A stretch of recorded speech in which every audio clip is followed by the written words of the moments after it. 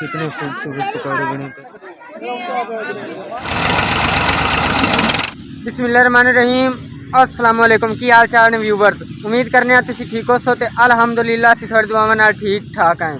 आज जब लोग शुरू करने तो पहले मेरी एक छोटी रिक्वेस्ट है कि मेरी वीडियो लाइक किया करो और मेरे चैनल को सब्सक्राइब कर लो ताकि मेरे आने वाली वीडियो थोड़े तक बआसानी पहुँच सके।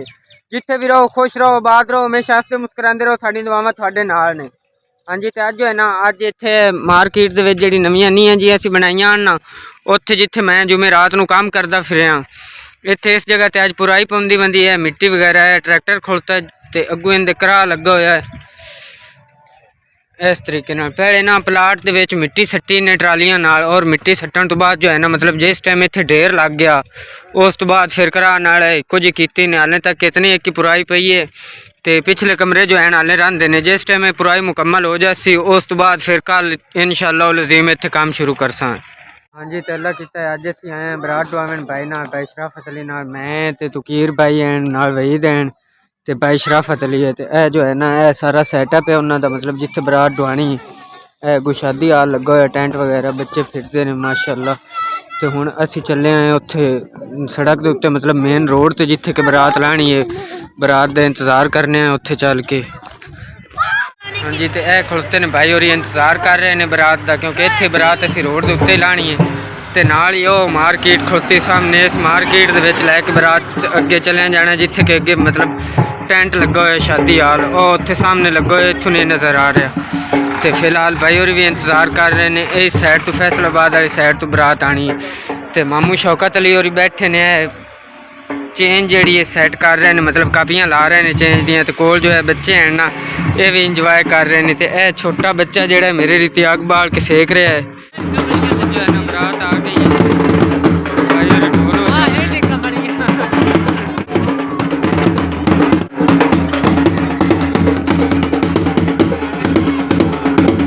जी। तो हम जो है ना माशाअल्लाह अल्लाह किता ते जंज असीं ढवा ली है।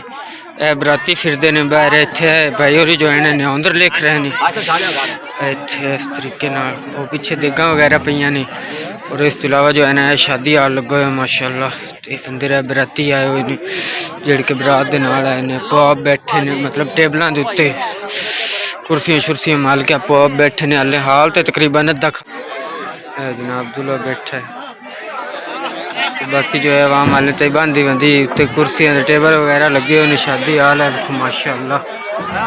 उत्ते छतरी लगी हुई क्योंकि ठंड भी बहुत ज़्यादा है जी। तो यह खान साहब जो है फुले बेच रहे हैं जी, भाई इस्माइल होरी। तो ये जो है ना अमरूद बेच रहे हैं। तो माशाअल्लाह छोटे छोटे बच्चे जो है ना काफ़ी सारे इकट्ठे हुए खड़ोते हैं।